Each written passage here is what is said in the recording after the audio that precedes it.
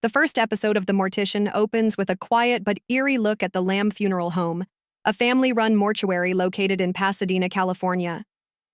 It's the early 1980s, and we meet David Sconce, the driven and determined son of the Lamb family, who takes over the business with one goal in mind: make more money, no matter the cost. But what starts as ambition quickly turns into something far more sinister. Using a mix of old footage and chilling interviews, including one with Sconce himself, now out of prison, the episode gives us a disturbing portrait of a man whose charm hides a deep lack of conscience. Sconce talks openly, without remorse, as he recalls his early years managing the funeral home. He saw the booming death care industry as a gold mine and set out to dominate it by any means necessary. As the story unfolds, we learn just how far he went.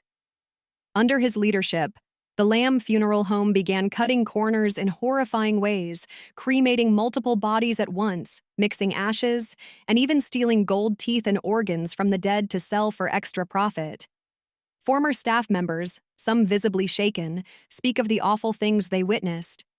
Meanwhile, families share the heartbreak of receiving ashes that weren't their loved ones, or were missing altogether, destroying their trust in the funeral process. A turning point comes in 1985 when a competing mortician grows suspicious of how many cremations the Lamb Funeral Home is performing. That competitor's sudden death from a heart attack at just 24 years old raises eyebrows. Though no evidence links Sconce directly to the death, the incident casts a dark shadow.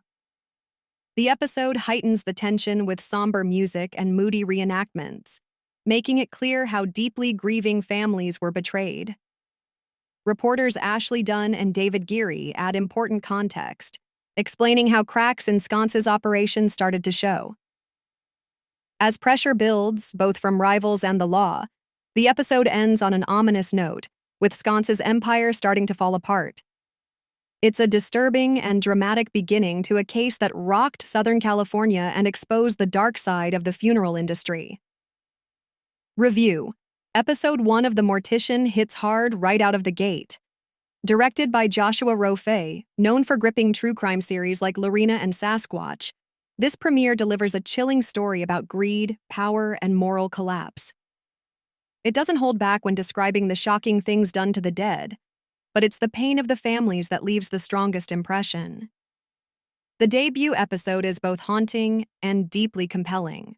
While there are a few weak spots, some repeated points, and a lack of deeper analysis into the cultural issues at play, it's still a powerful start.